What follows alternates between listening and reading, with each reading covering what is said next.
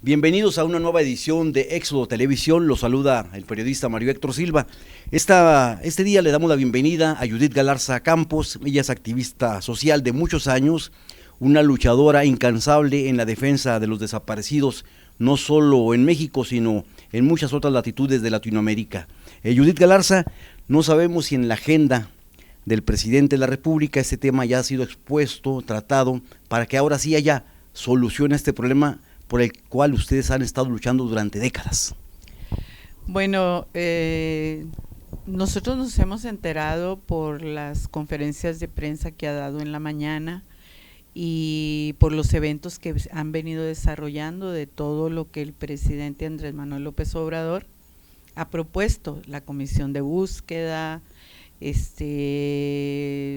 donde incluso van a participar los antropólogos argentinos con los cuales nosotros tenemos mucho contacto, pero en sí, como organizaciones que tenemos años trabajando, a pesar de que en varios estados, Guerrero, Ciudad de México, Puebla, Ciudad Juárez, Chihuahua, yo como directora de FEDEFAM, le entregamos, y que aquí fue incluso el primer foro de consulta, le entregamos en la mano a Olga Sánchez, a la secretaria de Gobernación, una carta donde solicitábamos que nos atendiera para hacer la propuesta de una comisión de la verdad que contemplara etapas, la etapa de los 60s al 2000 y del 2000 en adelante, o sea, que se diferenciara, porque hoy hay como una situación de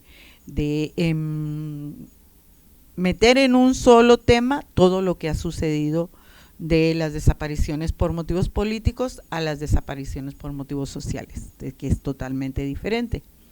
No hemos obtenido respuesta, seguiremos insistiendo, son 6 meses, ¿verdad? Pero sí nos hemos dado cuenta, o sea, nosotros no podemos cegarnos ni negarnos a que se formó la comisión de los 43, de que se están formando diversas comisiones. Estuve yo recientemente en la Ciudad de México y ahí pude darme cuenta de cómo el edificio de Morelia 8, donde fue la Dirección Federal de Seguridad, en los sótanos donde torturaba Miguel Nazararo, y que incluso ese edificio lo agarró para el funcionamiento de su policía privada, de policía de seguridad privada. Entonces ese abrieron como una memoria para todos los torturados que se dieron ahí. ¿De cuántas desapariciones estamos hablando en este problema por el cual ustedes han estado luchando y obviamente pidiendo que se haga justicia? Mira, nosotros desde que iniciamos en la época de los 70s, a partir de la desaparición de nuestros familiares, hasta el 2000, nosotros teníamos 1,300 detenidos desaparecidos, que el 90% eran por motivos políticos, porque incluso nosotros metimos aquí a los desaparecidos del señor Herbella, varios que no tenían que ver con desapariciones por motivos políticos, pero que nosotros decíamos que era una política de indiferencia de las autoridades porque no investigaban, o sea, había complacencia. Sí. ¿Por qué existe tanto rezago en cuanto a los datos estadísticos cuando se supone que debiéramos tener actualizados la información, los datos con el apoyo del gobierno? ¿Por qué ese desfase y ese rezago? No, es que eso es a propósito, o sea, es negar la grave crisis que incluso, o sea, primero yo quiero manifestar que para nosotros los familiares no fue sencillo denunciar las desapariciones forzadas porque había mucha gente que no nos quería apoyar. ¿Por qué? Porque nosotros nos confrontábamos al gobierno, lo denunciábamos al gobierno como principal responsable.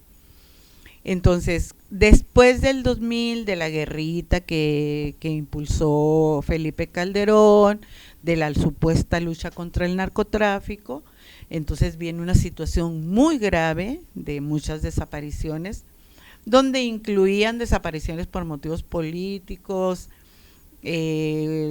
desapariciones por supuesto narcotráfico, desapariciones de jóvenes que nada tenían que ver y que eran usados en los campos de concentración de los narcos. Entonces, eso acrecentó la gravedad, pero también fue un motivo para minimizar el trabajo nuestro, porque entonces ya no identificabas al enemigo. Decían, no, que son los grupos criminales. Ah, sí. ¿Y quiénes son los grupos criminales? Pues apoyados por el sistema. Entonces son desapariciones enmarcadas en una política de Estado. Ahora, se supone que deben existir denuncias documentadas de manera legal ante las instancias correspondientes, y no sé, en relación con este proceso, ustedes cómo han avanzado o qué es lo que han hecho. Mira, ha sido bastante difícil porque hay mucha gente que tiene su familiar desaparecido, pero como no es por motivos políticos, cuando nosotros hablamos de que la desaparición forzada, ¿verdad?, está enmarcada en una política de Estado, pero los familiares dicen, no, es que mi familia nada tiene que ver con política, no es como los de ustedes. Entonces ahí hay una diferencia, una separación. A pesar de todo eso, nosotros estuvimos trabajando como hasta el 2005, 2006 con los familiares, y después de eso fue una situación muy, muy peculiar, tanto en Juárez como a nivel nacional, de que cada familiar o cada organización acompañaba una o dos familias, y eso proliferó un montonal de organizaciones. Hace unas cuantas semanas que tuve la oportunidad de platicar contigo, me comentabas que hay reserva con respecto a los resultados que pueda plantear el nuevo gobierno de la Cuarta Transformación que encabeza el presidente Andrés Manuel López Obrador. ¿Por qué? ¿Qué motivos han encontrado ustedes o qué información tienen con respecto a esto? Bueno, nosotros tenemos cerca de 9 gobiernos a los cuales cada uno de ellos ha actuado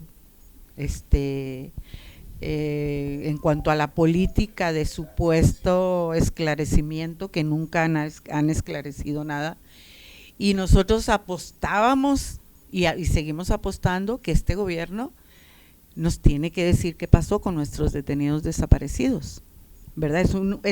Es una herencia que no puede eludir, es una herencia que él nos tiene que dar una respuesta. Nosotros sabemos que él no es responsable, pero está heredando un gobierno, una política de Estado que dejaron casi los 9 gobiernos pasados, ¿verdad? Entonces, la verdad, yo no alcanzo todavía a entender por qué no nos ha llamado. Incluso el Comité Eureka también ha denunciado que no se ha recibido. Porque fíjate, uno se imaginaría que por el hecho de que varios de las gentes que son afines al gobierno del presidente López Obrador estuvieron en estas luchas, gente de izquierda, gente identificada con este tipo de causas, están participando, uno pensaría que hubiera una actuación un poquito más expedita y que estuvieran ustedes siendo llamados justamente para para empezar a fincar responsabilidades, ¿no? Y de alguna forma buscar a los verdaderos culpables. Yo voy a denunciar y voy a expresar mi opinión, que la he expresado, lo expresé en México en el cierre de la Semana Internacional del Detenido Desaparecido, y que tiene que ver con América Latina. Mira, en América Latina se logró instaurar o votaron por gobiernos progresistas. Lula, Dilma Rousseff, Correa, Pepe Mujica, Hugo Chávez, Daniel Ortega. ¿Pero qué hicieron esos gobiernos? Kirchner, ¿verdad? Ellos fueron muy tibios a la hora de las investigaciones con los criminales del pasado. ¿Por qué? Porque los criminales del pasado están en el poder económico, en el poder de la comunicación, en el poder de los bancos, en todos los poderes siguen estando ahí los criminales. ¿Esto corre igual para México? Digo, por pensando supuesto, obviamente lo que sucede en otras naciones de América. Por supuesto, yo he declarado que si Andrés Manuel López Obrador sigue con esa tibieza de no querer investigar el pasado, bueno, ya lo pasado, pasado como la canción, no me interesa. No puede ser. Sí. O sea, nosotros tenemos que llevar a juicio, aún después de muertos, a la gente que cometió graves violaciones a los derechos humanos, para que quede como ejemplo que no se puede volver a repetir todas esas graves violaciones a los derechos humanos. Ahora, México, ¿cómo se encuentra en el concierto de estas violaciones y de estas desapariciones en América Latina? ¿Qué tan grave es el asunto de México en lo particular con respecto a otros países? Hasta donde yo he podido visualizar la política del gobierno, es de que el gobierno señala que no va a ser política de Estado la desaparición forzada, que no va a perseguir a la gente que se manifiesta, que se organiza, y que si están en plantón, que estén en plantón. En la Semana Internacional del Detenido Desaparecido duramos una semana allí en el Zócalo, afuera de la Casa Presidencial, bueno, no de la Casa Presidencial, sino donde gobierna el presidente, y es el último día que salen y entonces piden que si quieren entrar a dialogar. Todas las semanas estuvieron en plantón, pero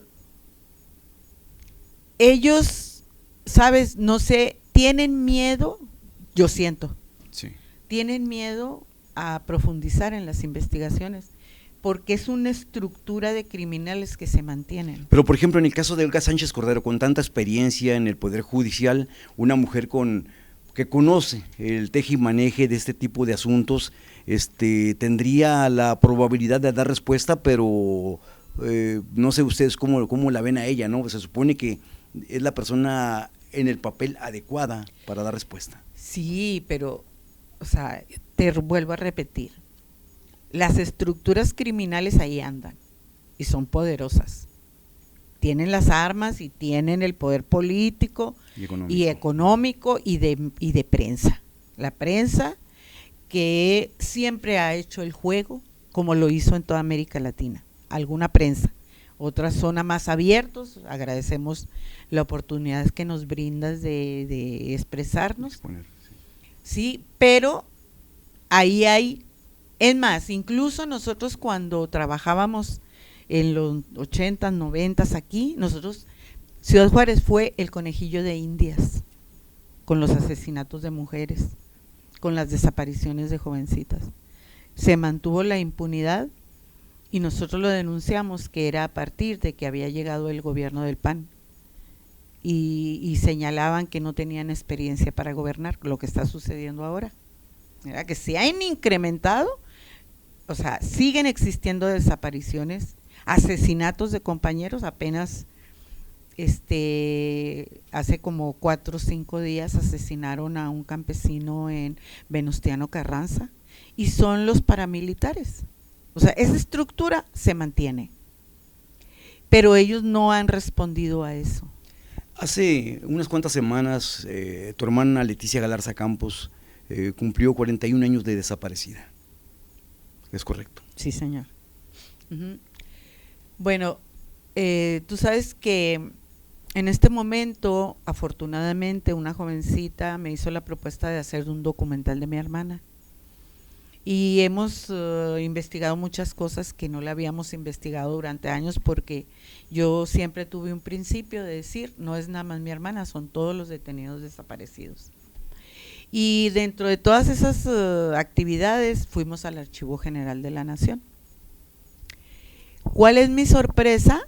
Porque dijeron que iba a estar abierto ya el Archivo General de la Nación.